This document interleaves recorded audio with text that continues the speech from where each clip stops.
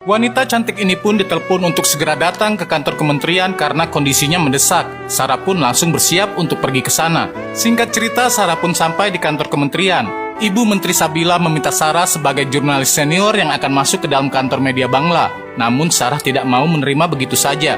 Dia harus tahu kenapa 3 orang ini dipanggil oleh teroris. Pasti ada yang disembunyikan oleh ketiga orang ini. Namun mereka juga bingung. Kalau boleh memilih, mereka juga tidak mau datang ke sana. Setelah berdiskusi cukup lama, akhirnya Sarah pun setuju.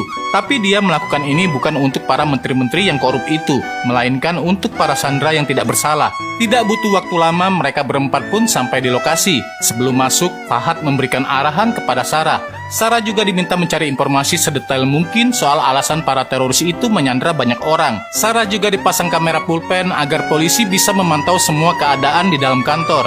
Sesampainya di dalam, Sarah pun memperkenalkan dirinya. Tapi Sarah malah dimarahi oleh Syadin.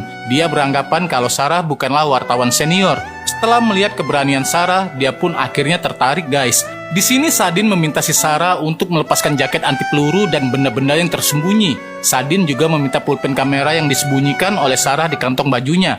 Sadin pun langsung bilang ke para polisi, kalau ada yang berani macam-macam sama dia, semua sandera akan dia habisi. Sadin juga bilang, kalau 3 orang yang dia sebutkan tadi tidak masuk, maka dia akan menghabisi Menteri Hussein yang saat ini kondisinya sedang sekarat. Sialnya Sarah malah mencoba berunding agar sebagian sandera dibebaskan terlebih dahulu.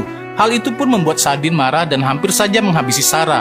Beberapa waktu kemudian, Payas dan Rapik masuk ke dalam. Sebagai gantinya Menteri Hussein boleh dibawa keluar. Setelah Menteri Hussein dibawa keluar oleh tentara, Menteri Manojam juga ikutan masuk ke dalam studio. Kali ini sebagian sandera diperbolehkan untuk pergi. Nah, di dalam semua orang yang baru masuk disuruh melepaskan rompi anti peluru mereka. Mereka juga disuruh bersiap-siap karena sebentar lagi mereka akan siaran langsung. Ya mereka semua langsung pada bingung lah. Tidak lupa juga mereka make up dulu dong biar kelihatan ganteng. Jarang-jarang menteri di make upin sama monyet. Setelah itu mereka pun siaran langsung di televisi. Semua orang di Bangladesh pun langsung tertuju pada siaran langsung itu.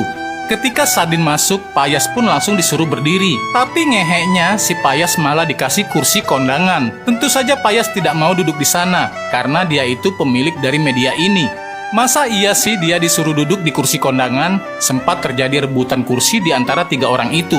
Tapi Sadin memaksa Payas untuk segera duduk. Kalau tidak, Payas akan berdiri selama acara itu berlangsung. Kemudian Sarah pun bertanya kepada Sadin mengapa dia melakukan semua ini. Lalu mengapa juga dia ingin ketiga orang ini dihadirkan untuk melakukan talk show secara live. Sadin bilang kalau keinginannya cuma satu. Dia ingin mengubah wajah hukum di negara ini yang sangat busuk. Mendengar itu semua orang pun terheran-heran. Lalu bagaimana kisah ini selengkapnya? Saksikan